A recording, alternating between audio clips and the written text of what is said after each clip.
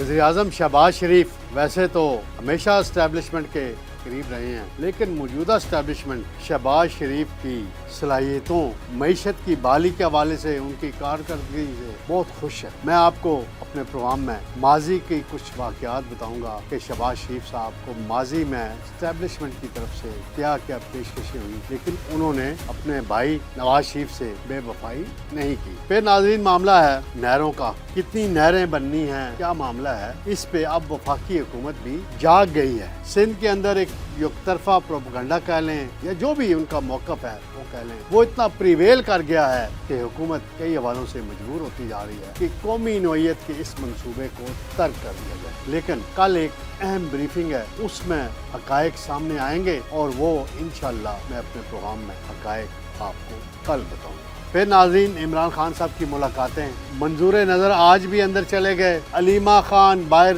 रह गई, अकेली रह गई, और मौलाना फजल रहमान साहब और हाफिज का इत्तेहाद हो गया, ये मैं आपको बताऊंगा। बिस्मिल्लाहिर्रहमानिर्रहीम। नाज़रीन मैं हूँ तारिक सुमैर, डेली मुमताज़ डिजिटल के साथ। नाज़रीन सबसे पहले मैं आता हूँ, नाज़रीन मामला है बड़ा अहम शहबाज शरीफ साहब का, वज़ीर आज़म है जो, इनके बारे में एक रिपोर्ट आई है और कहा गया है उस रिपोर्ट में कि army chief general Asim Munir की क़यादत में जो मौजूदा मिलिट्री इस्टेब्लिशमेंट है वो शहबाज शरीफ साहब की सलाहियतों और कारकर्दगी पर मुकम्मल एतमाद का इज़हार करती है और उन्होंने शहबाज शरीफ को बेहतरीन करार दे दिया है। कहते हैं, कहा जाता है कि शहबाज शरीफ सख्त मेहनती हैं, इंतज़ामी नज़्म ज़ब्त, मोहतात सफारतकारी और पाकिस्तान की पावर डायनामिक्स जो होती हैं उसकी गहरी समझ बूझ से इस्टेब्लिशमेंट का भरोसा हासिल किया उन्होंने। और इस सियासी माहौल में जो इस वक्त पाकिस्तान में बना हुआ है, जब से इमरान खान को इक़्तिदार से महरूम होना पड़ा, उसके बाद से शहबाज शरीफ साहब इस्टेब्लिशमेंट के बहुत नज़दीक हुए और उस वक्त की इस्टेब्लिशमेंट यानी जनरल बाजवा नहीं चाहते थे कि शहबाज शरीफ वज़ीर आज़म बने। वो चाहते थे कि शाहिद खाकान अब्बासी वज़ीर आज़म बने या कोई और शरीफ फैमिली से हट के बने। इवन ख्वाजा आसफ़ का भी नाम लिया गया था, लेकिन ख्वाजा आसफ़ ने कहा जो भी बात करनी है मेरी क़यादत से करें। उन्होंने कोई अलग से गेम खेलने की कोशिश नहीं की थी। आर्मी चीफ जो हैं उनकी तारीफ़ें करते हैं शहबाज शरीफ साहब, और एक दफ़ा एक तकरीब में मेरे साथ एक साहब बैठे हुए थे, ख़ास स्मार्ट से थे, सूट शूट पहना हुआ था, टाई पहनी हुई थी, तो मैं नहीं जानता था उनको कौन है। ये उड़ान पाकिस्तान लॉन्चिंग की तकरीब थी वज़ीर आज़म सेक्रेटेरिएट में, तो तकरीर जारी थी, तो मैंने एक फ़िक्रा कहा कि अभी कुछ ही देर में शहबाज शरीफ साहब एक दो लम्हों के बाद आर्मी चीफ़ की तारीफ़ करेंगे, तो और ऐसा ही किया उन्होंने, तारीफ़ की। तो वो साहब फिर जब तकरीर ख़त्म हुई तो मुझे मिले, उन्होंने कहा आपको कैसे पता था कि ये, मैंने कहा जी हमें भी तजर्बा हो गया इनको कवर करते हुए, 25-30 साल हो गए हैं, तो अंदाज़ा हो जाता है कि क्या तकरीर करनी है, क्या इनके ख़यालात हैं। तो बाद में पता चला वो साहब किसी अहम पोस्ट पे थे, तैनात थे, समझ गए नाज़रीन। बाद में फिर उनसे तारुफ भी हुआ मेरा। बाज़ हल्के तनकीद भी करते हैं शहबाज शरीफ साहब पे कि जी वो आर्मी चीफ़ की पब्लिकली बड़ी रोज़ जिक्र कर देते हैं, हर तकरीर में करते हैं। तो जो रिपोर्ट आई है उसके मुताबिक आर्मी चीफ़ भी वज़ीर आज़म शहबाज शरीफ की फ़ौज के हलकों में वहाँ जब मीटिंग्स होती हैं, क्योंकि उसकी वो कवरेज तो नहीं आती, वहाँ शहबाज शरीफ की तारीफ़ करते हैं, उनकी मेहनत की तारीफ़ करते हैं, उनकी सलाहियतों की तारीफ़ करते हैं। तो ये यकतरफ़ा कोई ट्रैफिक नहीं है। मैं थोड़ा सा जिक्र करता चलूँ, शहबाज शरीफ साहब इस्टेब्लिशमेंट के हमेशा नज़दीक रहे, 90s के ज़माने ले लें, बाद का ले लें, जोड़ी होती थी चौधरी निसार और ये कि जी कोई भी आर्मी चीफ़ आए क्या ये उनके पास आना जाना होता था। तो एक मरतबा जब मियाँ नवाज शरीफ साहब बड़े अहम लीडर हैं, पाकिस्तान के तजर्बाकार लीडर हैं, उनका पड्डा हो गया जनरल پرویز مشرف سے، تو پرویز مشرف صاحب نے ایک ذریعے سے تجویز بھجوائی میاں شریف صاحب کو، والد محترم، میری بھی ان سے ملاقاتیں تھیں، تو ان کو تجویز بھجوائی کہ جی آپ نواز شریف صاحب کو سٹیپ ڈاؤن کرائیں اور شہباز شریف کو، لیکن اس پہ فیملی نے ایگری نہیں کیا تھا، اور پھر جو کچھ ہوا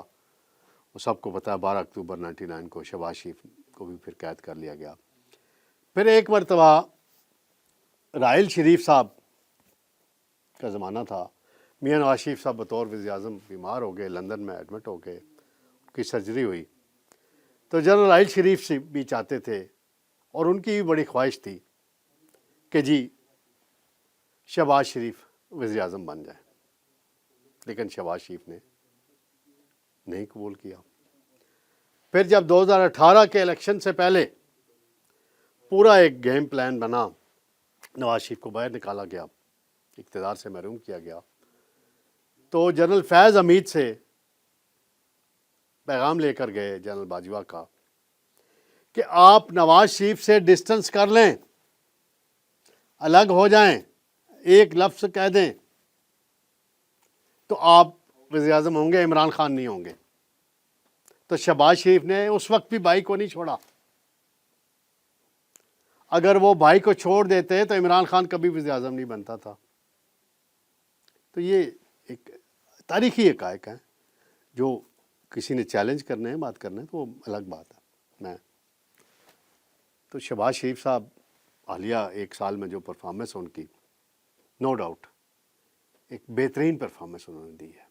معیشت کے تناظر میں دیکھا جائے تو۔ کچھ معاملات میں کمزوریاں بھی ہیں کیونکہ کولیشن گورنمنٹ ہے، مسائل ہیں، انٹرنیشنلی انوائرمنٹ ایسا بنا ہوا ہے، خارجہ پالیسی کے ایشوز ہیں، خطے کے حالات ہیں، تو اس تناظر میں بھی مل کے چلتے ہیں۔ جہاں بھی جانا ہوتا ہے، خاص طور پر گلف کنٹریز کے ساتھ کوئی بات کرنی ہوتی ہے تو آرمی چیف ساتھ ہوتے ہیں۔ کل یو اے کے ڈپٹی پرائم منسٹر اور فارن منسٹر آئے ہوئے تھے، تو اس میٹنگ میں بھی آرمی چیف موجود تھے۔ تو یہ ساری چیزیں ہیں۔ ناظرین، دوسرا معاملہ ہے بڑا اہم، وہ یہ ہے کہ جی نہروں کا معاملہ ہے۔ میں نے سٹارٹ میں آپ کو بتایا ہے، کل ایک اہم بریفنگ دی جا رہی ہے، اس میں ٹیکنیکل باتیں آئیں گی، سیاسی باتیں نہیں آئیں گی، ماہرین ہوں گے، جو بھی لوگ ہوں گے ہمیں بریف کریں گے۔ اس کے بعد ہم دیکھیں گے کہ سندھ حکومت کیا کرتی ہے اور یہ معاملہ کدھر جاتا ہے۔ کل بھی میں نے ذکر کیا تھا معین بھٹو صاحب کا، وہ کہتے ہیں 2 نہریں سندھ میں، 2 بلوچستان میں اور 1 پنجاب میں بننی ہیں، اور گرین پاکستان منصوبہ ہے اس پہ، اور ایک وہ کہتے ہیں کہ جی یہ معاملہ غلط فہمی اور مشاورت نہ ہونے کی وجہ سے تنازع کا شکار ہوا، اب مذاکرات شروع ہو چکے ہیں اور خوش اسلوبی سے مسئلہ حل ہو جائے گا۔ پھر یہ انہوں نے بات کی ہے۔ پھر نوید قمر صاحب کا ڈان ٹی وی پہ انٹرویو ہے، ناظرین ریکارڈ پہ موجود ہے، وہ بھی کہتے ہیں ایک نہر ہے جس پہ ہمیں اعتراض ہے، باقیوں پہ ہمیں اعتراض نہیں ہے۔ وہ پنجاب حکومت کا موقف ہے کہ وہ نہر دریائے ستلج سے نکلنی ہے، دریائے سندھ سے نہیں نکلنی، لیکن پھر بھی کہ اتنا بڑا ایشو بنا دیا گیا ہے، بن گیا ہے اس کا، اب اس کو کیسے حل ہونا ہے، اس حوالے سے مذاکرات کی باتیں بھی ہو رہی ہیں، رانا ثناء اللہ بھی کر رہے ہیں، پھر بیان بازی بھی بڑی ہو رہی ہے، عظمیٰ بخاری بھی کہہ رہی ہیں کہ جی اپنا مراد علی شاہ کو گنڈا پور سے مختلف ہونا چاہیے، یہ ہونا چاہیے۔ بہرحال یہ ایک معاملہ ہے ناظرین، چلے جا رہا ہے۔ میں ناظرین آتا ہوں، خان صاحب سے ملاقاتوں کا معاملہ ہوتا ہے، ہر منگل کو ہوتی ہے، تو آج پھر فیصل چودھری، عثمان گل اور 2-3 اور وکلا اندر چلے گئے ہیں ڈالا جیل، اور انہیں سلمان اکرم راجہ کے بقول یہ اسٹیبلشمنٹ کے ٹاؤٹ ہیں اور منظور نظر ہیں۔ تو میرا ایک ہی سوال ہے، میں اٹھاتا ہوں کہ اگر یہ اسٹیبلشمنٹ کے منظور نظر ہیں، فرض کیا ہے، درست ہے وہ راجہ صاحب کی یہ بات، تو عمران خان ان سے کیوں پھر ملتے ہیں؟ وہ کہہ دیں کہ یہ لسٹ میں نہیں تھے، میں ان سے نہیں ملتا، باہر چلے جائیں آپ، غصہ کریں، نہیں کرتے، ان سے بھی کانوں میں بات کر لیتے ہیں، کانوں میں بات کرتے ہیں، جو بھی میسج دینا ہوتا ہے دے دیتے ہیں۔ علیمہ خان کی ملاقات نہیں ہو پا رہی، اور اطلاعات یہی ہیں کہ جو کچھ اسٹیبلشمنٹ کے ساتھ کچھ معاملات چل رہے ہیں خان صاحب کے قریبی، جو دعویٰ کیا جاتا ہے، تو اس میں علیمہ خان کو آؤٹ کیا جا رہا ہے، کیونکہ علیمہ خان پہ 2-3 الزامات ہیں سوشل میڈیا کے حوالے سے، جو انکوائریاں ہوئی ہیں، جو ڈیٹا آیا ہے کہ جی خان صاحب جب بھی کوئی بات چیت تھرو ہوتی ہے تو علیمہ خان اس میں گڑبڑ کرا دیتی ہیں، اور اب علیمہ خان کی اسی لیے ملاقات نہیں ہونے دی جا رہی، خان صاحب بھی نہیں کرنا چاہ رہے اور گورنمنٹ بھی نہیں ہونے دے رہی، تو یہ ایک معاملہ ہے۔ پھر بیرسٹر گور صاحب بھی کہتے ہیں کہ جی پارٹی معاملات سے خان صاحب کی بہنوں کا کوئی تعلق نہیں، نہ کبھی وہ کسی میٹنگ میں آئی، نہ کچھ ہوا، لیکن سلمان اکرم راجہ کی اپائنٹمنٹ علیمہ خان کی سفارش پہ ہوئی تو پارٹی معاملات سے تعلق ہو گیا نا بیرسٹر گور صاحب۔ ہاں، آپ جو مرضی بیان دیں، ٹھیک ہے، آپ کہ اپنا نقطہ نظر ہے، میری اپنی انفارمیشن ہے، تو اس پہ دیکھتے ہیں ناظرین اب کیا نئی صورتحال ڈیولپ ہوتی ہے۔ انشاءاللہ کل آپ کی خدمت میں دوبارہ حاضر ہوں گے۔ اللہ حافظ۔